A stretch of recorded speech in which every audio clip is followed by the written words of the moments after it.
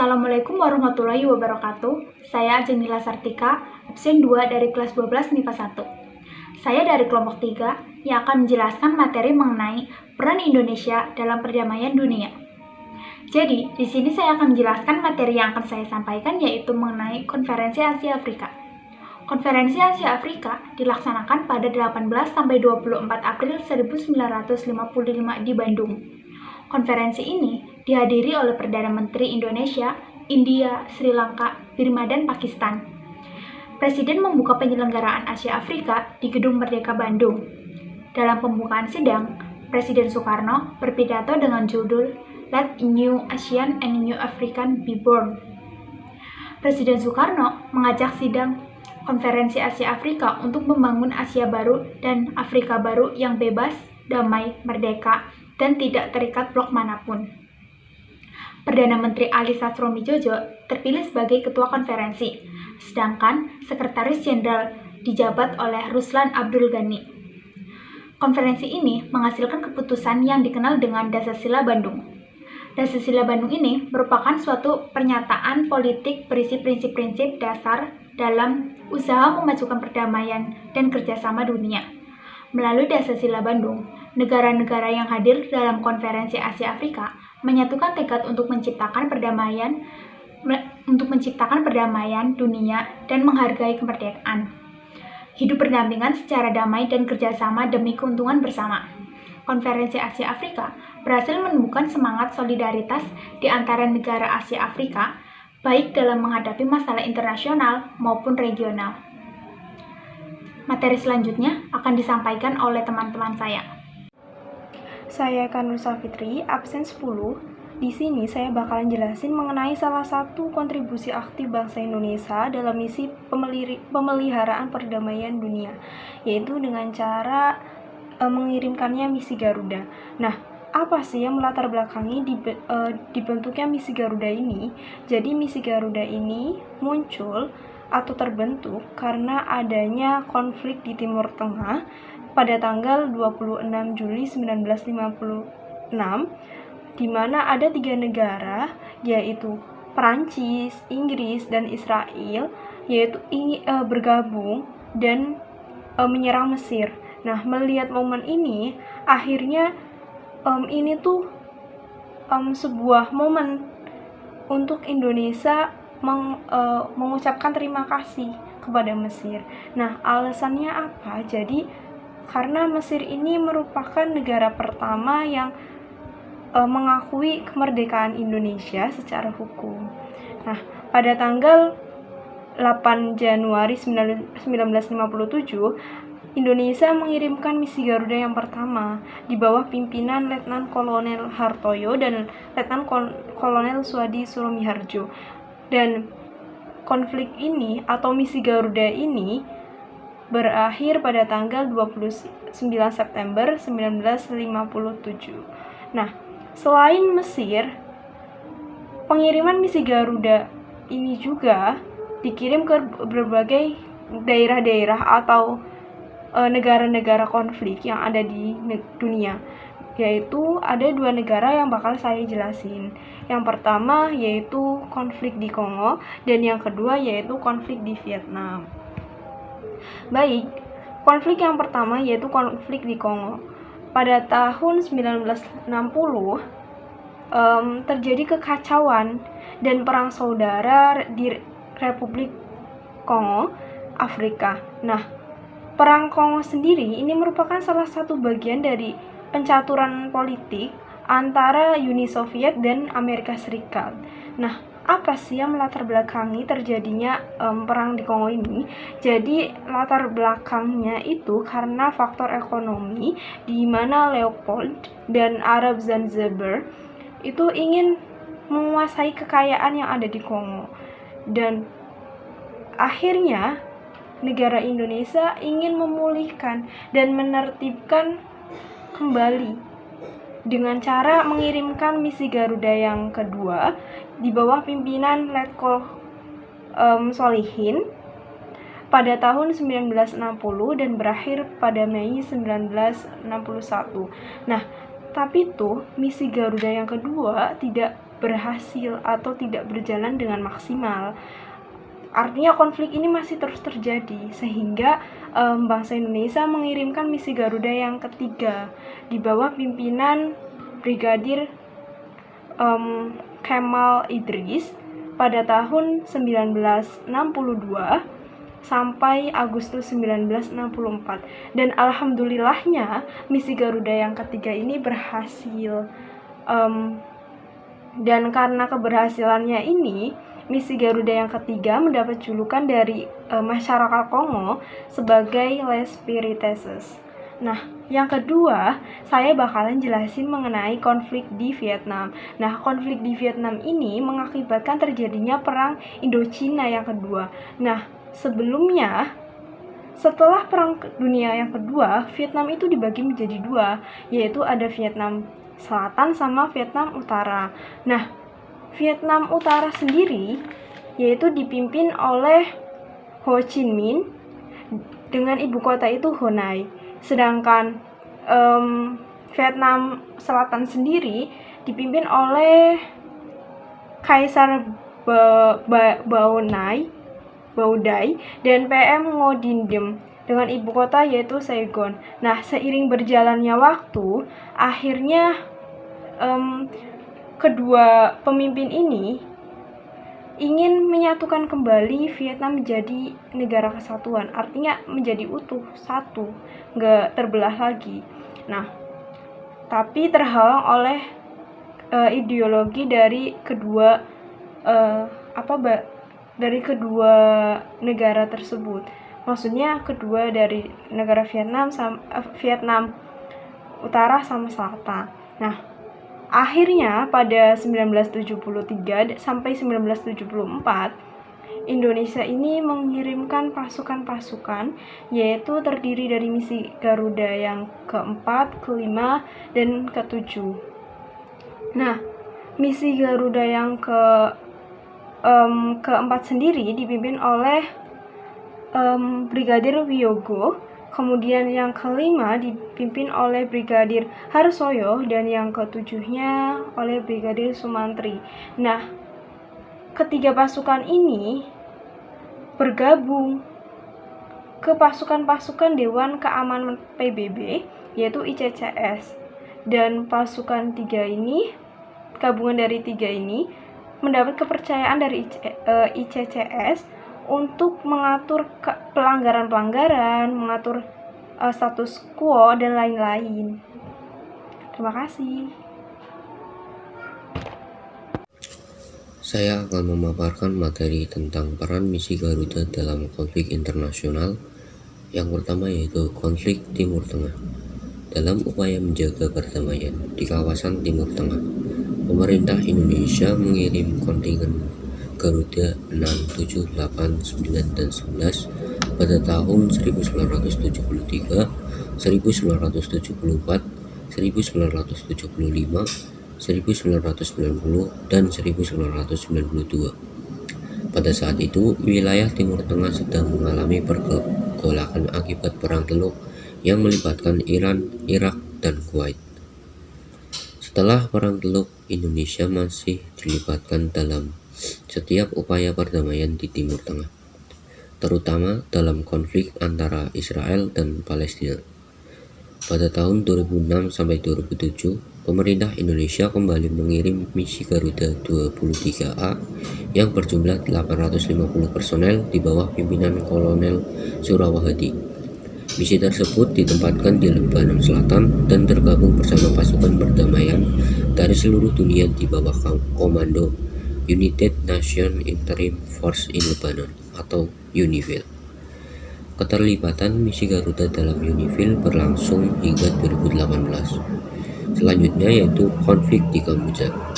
Pada tahun 1992, PBB membentuk United Nations Transitional Unitary in Cambodia atau UNTAC sebagai pasukan penjaga perdamaian di Kamboja.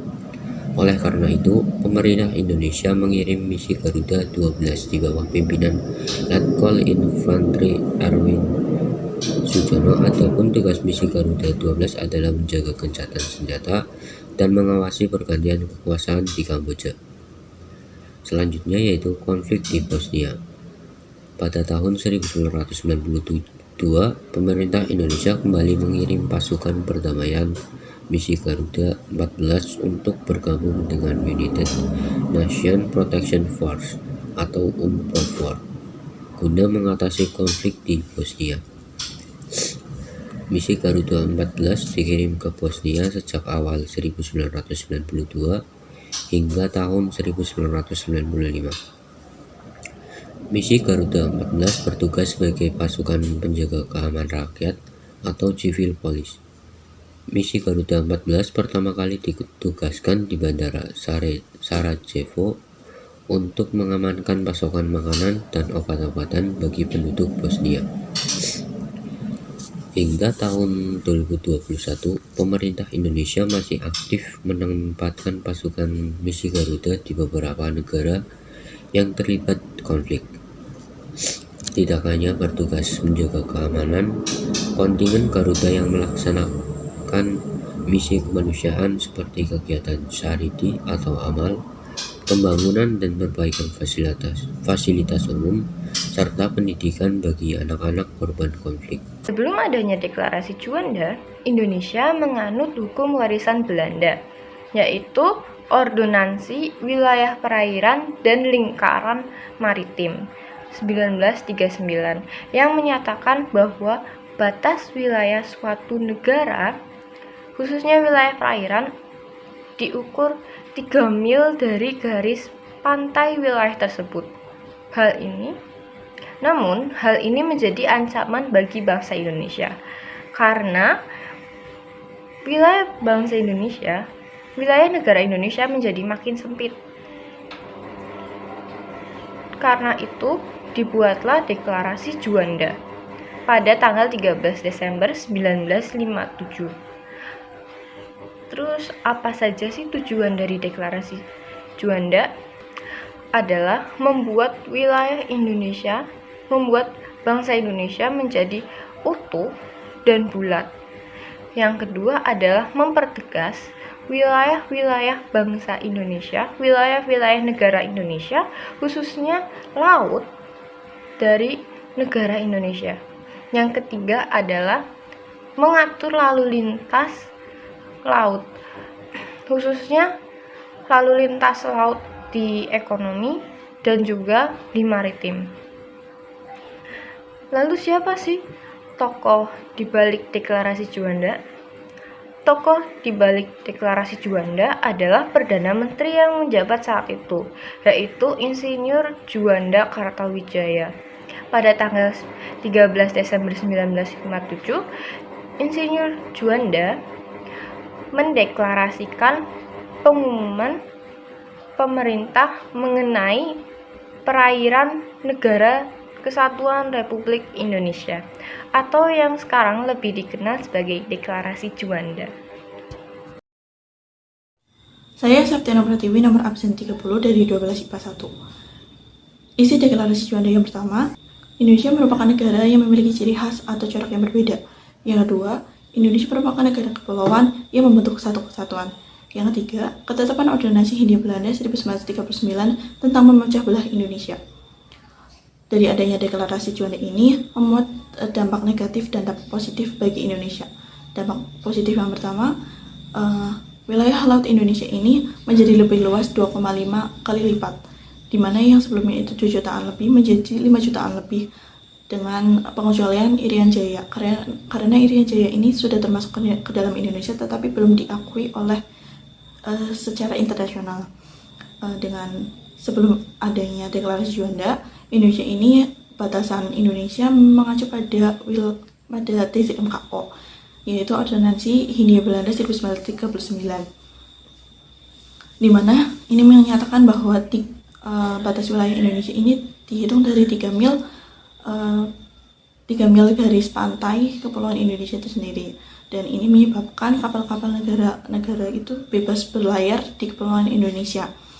Dengan hal tersebut, Indonesia itu mengajukan perjanjian Juanda ini kepada dunia bahwa Indonesia ini menganut sistem kepulauan, di mana Indonesia menyatakan bahwa batasan wilayah laut Indonesia ini mencakup sekitarnya, di antaranya dan di dalam Kepulauan Indonesia itu sendiri. Dampak positif yang kedua itu Indonesia berperan menjaga perdamaian dunia dari konflik internasional karena ketidakjelasan batasan wilayah laut Indonesia. Lanjut ke dampak negatif dari Deklarasi Juanda. Yang pertama, Indonesia dikecam oleh negara-negara tetangga karena dianggap Indonesia ini telah melanggar peraturan hukum yang telah dibuat secara internasional tentang kebebasan pelayaran. Yang kedua, Indonesia dianggap telah mengganggu mobilitas pelayaran yang ada secara internasional. Yang ketiga, Indonesia dianggap telah melanggar peraturan TCMKO 1939. Perkenalkan, nama saya Tika Ayu Pratiwi, nomor absen 32.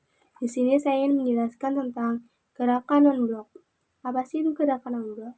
Gerakan non-blok adalah organisasi global yang terdiri dari negara-negara yang memilih bersikap netral pada masa Perang Dingin.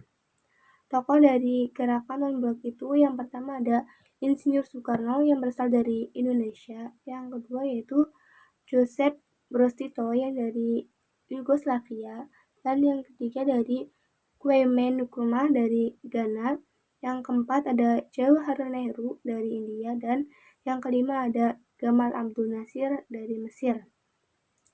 Selanjutnya ada tujuan dari gerakan non-blok yaitu mendukung hak untuk menentukan nasib sendiri, kemerdekaan nasional, kedaulatan, dan integritas nasional negara anggota. Selain itu juga tujuannya untuk menentang terhadap apartheid dan tidak memihak pada militer manapun. Tujuan dari pembentukan gerakan non-blok sendiri yaitu yang pertama, untuk mengembangkan rasa solidaritas di antara negara anggota dengan jalan membentuk perjuangan negara-negara berkembang dalam mencapai persamaan kemerdekaan dan kemakmuran. Yang kedua yaitu ikut serta meredakan ketegangan dunia akibat Perang Dingin yang berlangsung antara blok barat yaitu Amerika Serikat dan blok timur yaitu Uni Soviet. Yang ketiga, berusaha membendung pengaruh negatif baik dari blok barat maupun blok timur ke negara-negara anggota gerakan non-blok. Selanjutnya ada peran Indonesia dalam gerakan non-blok adalah pertama, Indonesia turut menggagas gerakan non-blok. Yang kedua yaitu untuk memimpin gerakan non-blok. Yang ketiga ada mengupayakan perdamaian dunia. Selanjutnya, tempat pelaksanaan gerakan non-blok yaitu berada di Bandung pada tanggal 18 sampai 24 April 1955 yang dihadiri oleh 29 kepala negara dan kepala pemerintahan dari benua Asia dan Afrika yang baru saja merdeka.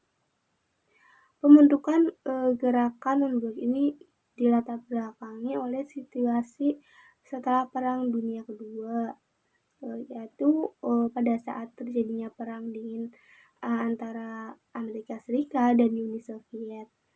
Dua kubu tersebut itu saling berebut pengaruh dan yang menjadi sasarannya yaitu negara-negara yang berkembang yang baru saja merdeka seperti Indonesia dan India. Kondisi inilah yang membuat Jawaharlal Nehru ini sebagai Perdana Menteri di India saat itu tuh dan beberapa pemimpin negara lainnya itu mencetuskan gerakan non-blok. Jadi begitulah asal-usul dibentuknya gerakan non-blok. Selanjutnya ada negara-negara yang termasuk gerakan non-blok. Yang pertama ada Indonesia, Malaysia, Yugoslavia, Mesir, Zambia, Aljazair, Sri Lanka, terus Kuba, India, Zimbabwe, Kolombia, terus Afrika Selatan. Selanjutnya, apa sih dampak dari gerakan non-blok itu? Yang pertama ada menekankan potensi konflik yang ada di antara Amerika Serikat dan Uni Soviet.